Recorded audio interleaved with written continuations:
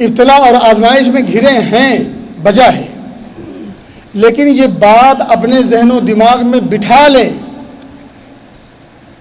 اللہ رب العزت کی منشا اور اس کی چاہت ہرگز یہ نہیں کہ تمہیں نیست و نابود کر دے، تمہیں اس صفحہ ہستی سے مٹا دے، ایسا ہرگز نہیں۔ یہ بات ذہن میں بٹھا لیں۔ یہ میں بار بار اس لیے کہہ رہا ہوں کہ کچھ لوگ ہمت اور حوصلہ توڑ دیتے ہیں، اللہ رب العزت کے تئیں بدگماں ہو جاتے ہیں، دل برداشتہ ہو جاتے ہیں، دل چھوٹا کر لیتے ہیں۔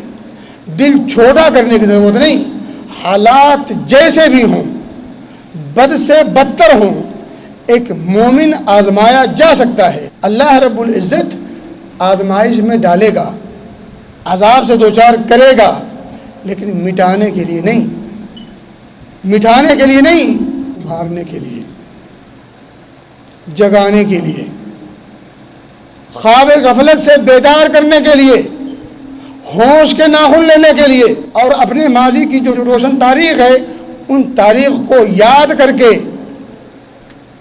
عزم و حوصلے کے ساتھ، یقین محکم کے ساتھ، اللہ رب العزت کی ذات پر اعتماد و بھروسے کے ساتھ اور اپنی عظمت رفتہ کو بیدار کرنے کے لیے آدمی اٹھ کھڑا ہو، اس لیے اسے ایک بار پیسا ضرور جاتا ہے۔ سونار سونے کو پیٹتا ہے، پیٹنے سے پہلے آگ میں اسے تپاتا ہے، اس کے بعد نکھر کر کے جب چیز سامنے آتی ہے تو اسے آپ زیور کہتے ہیں، بہت مہنگا بکتا ہے، اور پہننے کے بعد اس کی چاشنی اور بڑھ جاتی ہے، لیکن اس سے بہت پہلے اس کی کٹائی ہوتی ہے، اس کی پٹائی ہوتی ہے، اور اسے آگ کی بھٹی میں تپایا جاتا ہے، لیکن جب نکھر کے آتا ہے تو پھر اس کی قیمت ہوتی ہے۔ اب اگر اس سونے کے اندر فضول چیزیں نہ ہو تو کٹائی نہ ہو، آگ میں ڈالا اسے نہ جائے۔ نمبر 2، باتیں لمبی ہے، میں بس اختصار سے، موت سے کبھی نہ گھبرائیں۔ موت خود تحفظ عطا کرتی ہے انسان کو، اگر موت نہ آنی ہو، موت جب آنی ہے تب آنی ہے، اس سے پہلے نہیں۔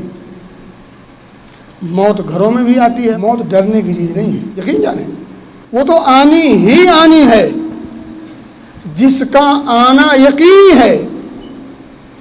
ہم میں سے کسی کو شبہ ہے اس کے آنے پر؟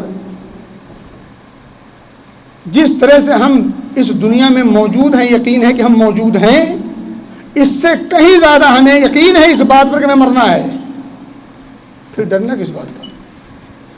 موت سے ڈر نہیں ہونا چاہیے، موت کو گلے لگانے کے لیے ہمیشہ تیار رہنا چاہیے۔ جس کی موت کا وقت آ جائے اسے کوئی بچا نہیں پاتا۔